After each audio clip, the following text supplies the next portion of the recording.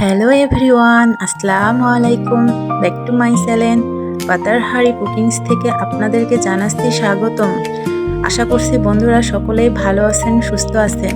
বন্ধুরা, আজকে আপনাদের সাথে শেয়ার করতে চলেছি দুর্দান্ত স্বাদের এক আলুর ডাল দিয়ে কয়েকটা পটল দিয়ে শিং মাছের রেসিপি। সো বন্ধুরা, আজকের রেসিপিটা না দেখলে মিস করে ফেলবেন। খুব একটি ইউনিক রেসিপি আপনাদের সাথে শেয়ার করতে চলেছি।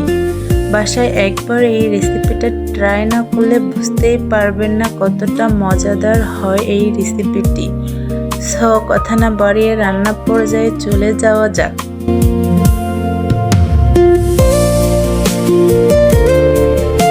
এখানে দেখতে পাচ্ছেন বন্ধুরা, আমি বেশ কিছু আলু নিয়েছি। সেই আলুগুলোকে আগে আমি প্রেসার কুকারে দিয়ে সিদ্ধ করে নেব।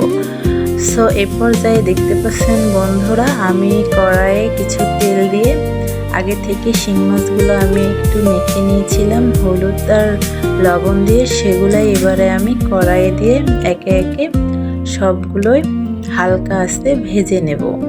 বন্ধুরা, এইভাবে একদিন ট্রাই করবেন, দুর্দান্ত লাগে এই আলুর ডালটা এই শিং মাছের কম্বিনেশনে আর কয়েকটা পটল দিয়ে।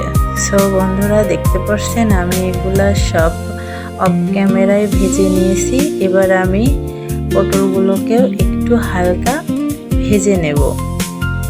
দেখতে পাচ্ছেন বন্ধুরা, পটলগুলো আমি অলমোস্ট কড়াইয়ে দিয়েছি। এবারে আমি সেগুলোকে তেলে ভেজে নেব। আপনারা অবশ্যই রান্নাটা করার আগে সবগুলোই ভেজে নেবেন, তাহলে এর কাঁচা যে একটা থাকে, গন্ধ থাকে, সেই গন্ধটা আর থাকবে না। সো দেখতে পাচ্ছেন আমি সবগুলোই পটল এভাবে ভেজে এক সাইডে তুলে রাখলাম। আবার কড়াই একটা দিয়ে চুলাতে এবারে আমি সেখানে আগে থেকে রান্না করা যে মাছ ভেজেছিলাম সেই তেলগুলো এখানে আমি ঢেলে দিয়েছি। তারপর এখানে আমি পেঁয়াজ একটা মিডিয়াম সাইজের নিয়েছি আর কয়েকটা কাঁচা মরিচের ফালি এবং লাল মরিচের ফালি নিয়েছি। সো বন্ধুরা, দেখতে পাচ্ছেন আমি এগুলাকে ভালোভাবে টেলে একটু ভেজে নেব।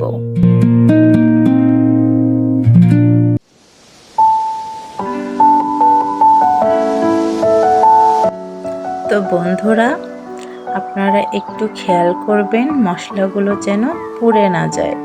এ পর্যায়ে আমি একটু স্বাদ মতো লবণ দেব। লবণটা আপনারা আপনাদের স্বাদ মতো দেবেন। সো এখানে সামান্য পরিমাণের হলুদের গুঁড়া, একটু মরিচের গুঁড়া আমি অ্যাড করেছি, সামান্য পরিমাণে জিরারও গুঁড়া দিয়েছি। সো বন্ধুরা, এগুলো আমি সব মশলাগুলো ভালোভাবে মিশিয়ে নেব। মিশিয়ে নেওয়া হয়ে গেলে আমি এবারে আপনাদেরকে দেখিয়ে দেব যে আমি কোন কোন উপকরণগুলো এ পর্যায়ে ব্যবহার করব। তো দেখতে পাচ্ছেন বন্ধুরা, আমার এগুলা অলমোস্ট ভাজা হয়ে গিয়েছে। এবারে আমি বাকি উপকরণগুলো এখানে ঢেলে দেব। তো বন্ধুরা, আমার পাতার হাড়ি ইউটিউব চ্যানেলে যদি নতুন হয়ে থাকেন অবশ্যই আমার চ্যানেলটাকে সাবস্ক্রাইব করবেন আর পাশে থাকা বেল আইকনটা অল করে দেবেন, যাতে আমার নিত্য নতুন ভিডিও আপলোড হওয়ার সাথে সাথে আপনাদের কাছে নোটিফিকেশন পৌঁছে যায়। সো বন্ধুরা, দেখতে পাচ্ছেন আগে থেকে ভেজে রাখা যে পটলগুলো ছিল সেগুলাই আমি এ পর্যায়ে দিয়ে দিয়েছি। এই পর্যায়ে আগে থেকে আলুগুলোকে আমি ছিলে হাতের সাহায্যে আলুগুলোকে আমি মথে নিয়েছি। এবারে দেখতে পাচ্ছেন বন্ধুরা, সবগুলোই আমি আলু আর এখানে যে পটল ছিল সব মশলার সাথে ভালোভাবে একটু কষিয়ে নেব। একটু নাড়াচাড়া করা হয়ে গেলে আমি এখানে পরিমাণ মতো পানি দিব। তো বন্ধুরা, আজকের রেসিপিটা আপনাদের কাছে কেমন লেগেছে অবশ্যই কমেন্টে জানাবেন। সো দেখতে পাচ্ছেন বন্ধুরা, আমি এই পর্যায়ে এখানে পানি অ্যাড করে দিয়েছি।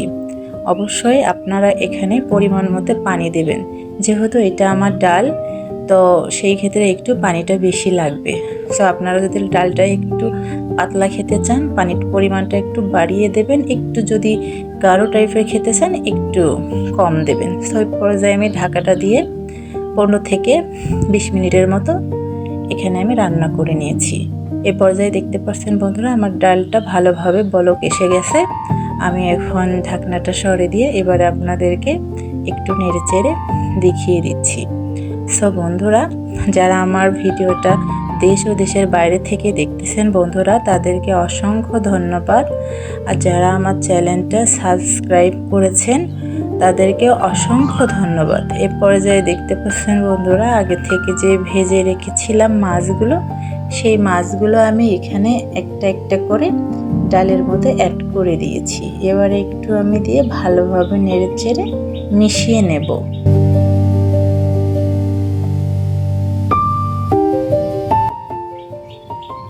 এ পর্যায়ে ভালোভাবে নেড়েচেড়ে মিশিয়ে নেওয়া হয়ে গেলে আবারও আমি ডালটাকে কিছুক্ষণ ঢেকে রান্না করব, যতক্ষণ না আমার ডালটা একটু সুন্দরভাবে পাক হয়ে আসছে।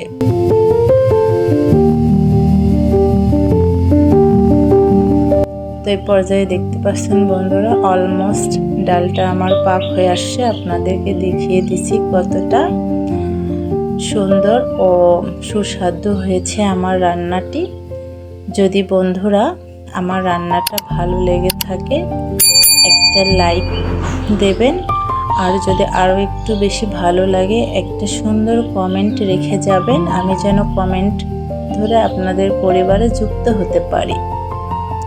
সো বন্ধুরা, এ পর্যায়ে আমার রান্না অলমোস্ট শেষ হয়ে গিয়েছে। আমি আপনাদেরকে দেখিয়ে দিচ্ছি যে আমার ডালটা কতটা লোভনীয় হয়েছে। আজকের ভিডিও এ পর্যন্ত। ভালো থাকবেন, সুস্থ থাকবেন। আল্লাহ হাফেজ।